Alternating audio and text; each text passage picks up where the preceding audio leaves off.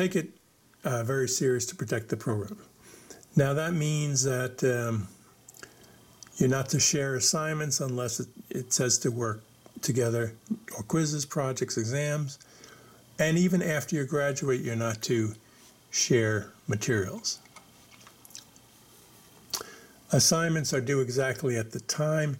I find deadlines are very important. If you work at a company and there's a deadline, let's say you have a project proposal to turn into Washington, D.C., a federal proposal.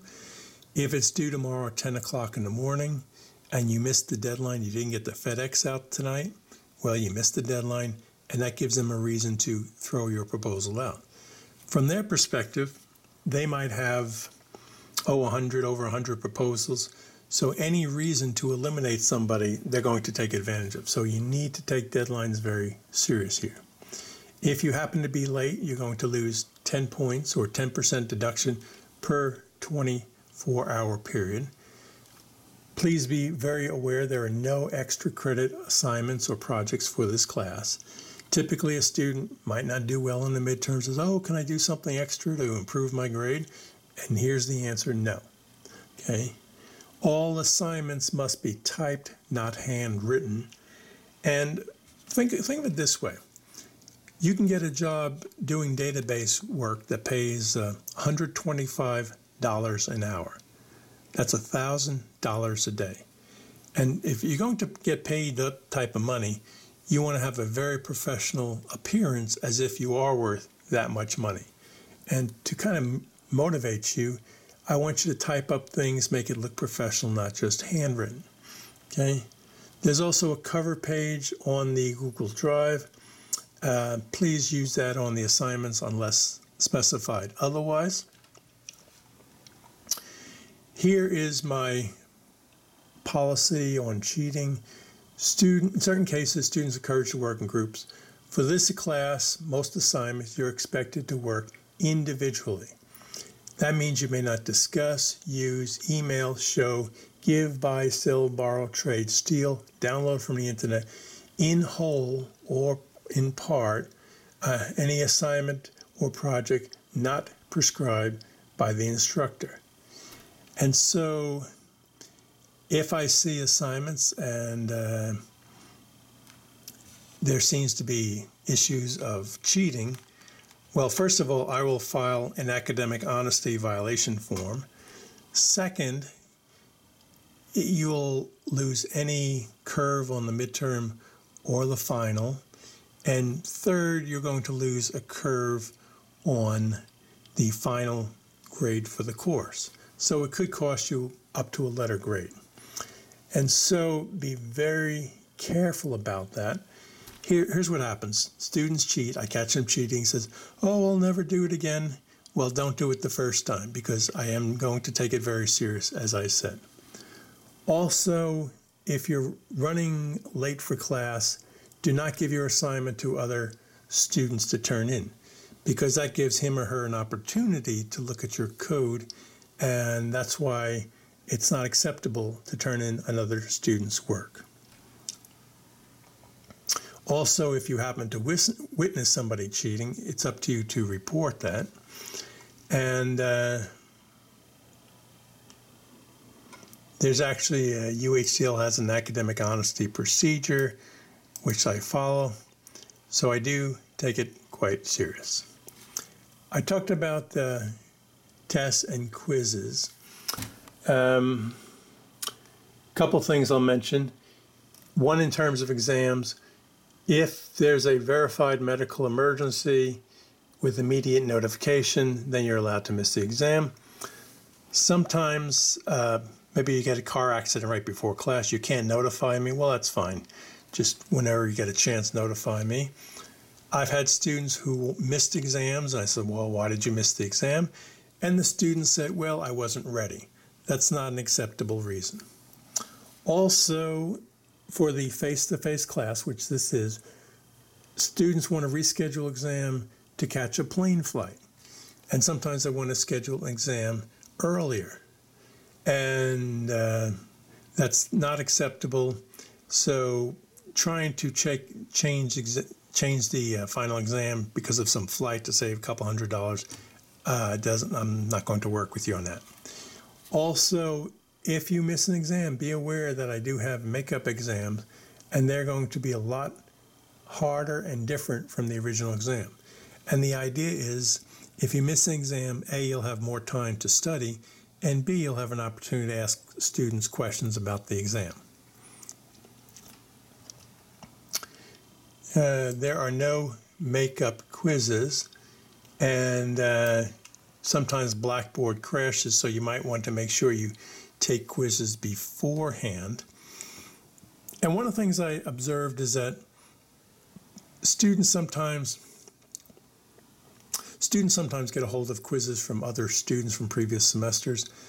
And I've looked at grades, and sometimes the average on the quizzes for the whole class is like 97, 98. But then the average on the exams is like 75 to 83, something like that. And what happens is, yeah, you can get hold of quizzes previous semesters. You can get high grades, but that's not going to prepare you for the midterm and the final.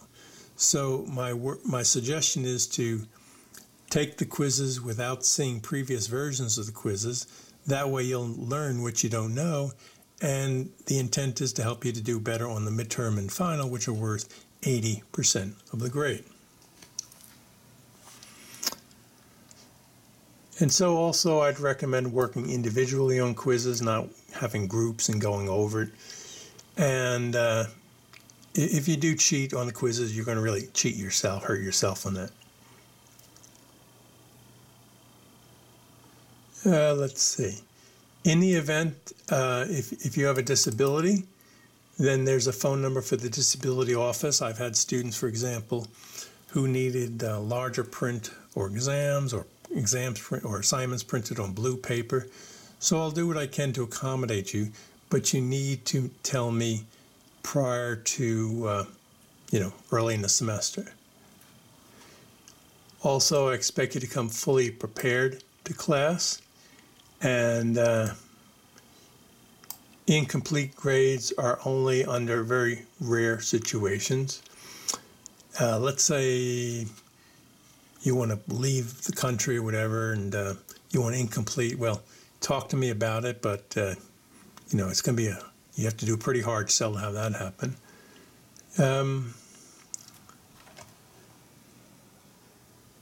I would recommend bringing a hard copy of the notes as opposed to on laptop. And the reason is I've gone by other classes where students have laptops open and they're surfing the web. They're not paying attention to the teacher. So I can only assume that would happen in my class. So that's why we're going to work primarily with hard copies, except when we go over, let's say, SQL. I mentioned about cell phones, how they're quite annoying. So make sure you turn off your cell phone before class. I talked about the attendance policy. I mentioned the class preparation before. Let me talk about letters of recommendation. I'll be glad to provide a letter of recommendation if you have an A in at least one of my classes, or you've averaged an A- or 2 or more of my classes. Okay?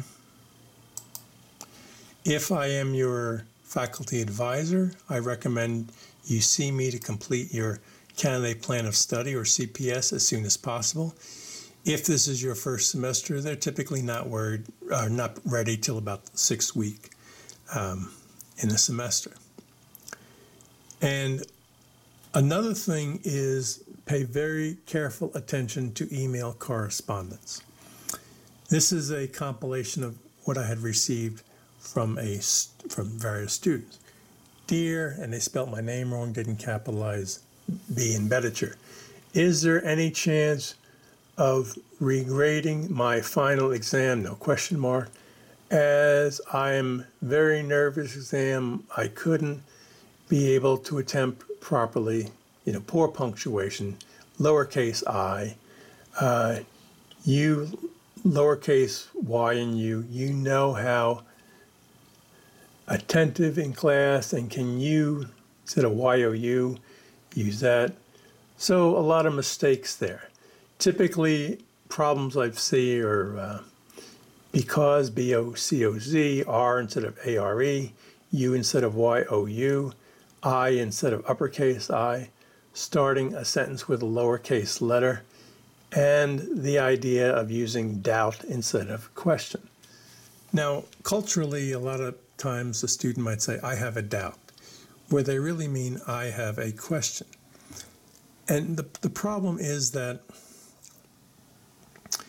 if you have a doubt, you really don't have much confidence in a person's ability.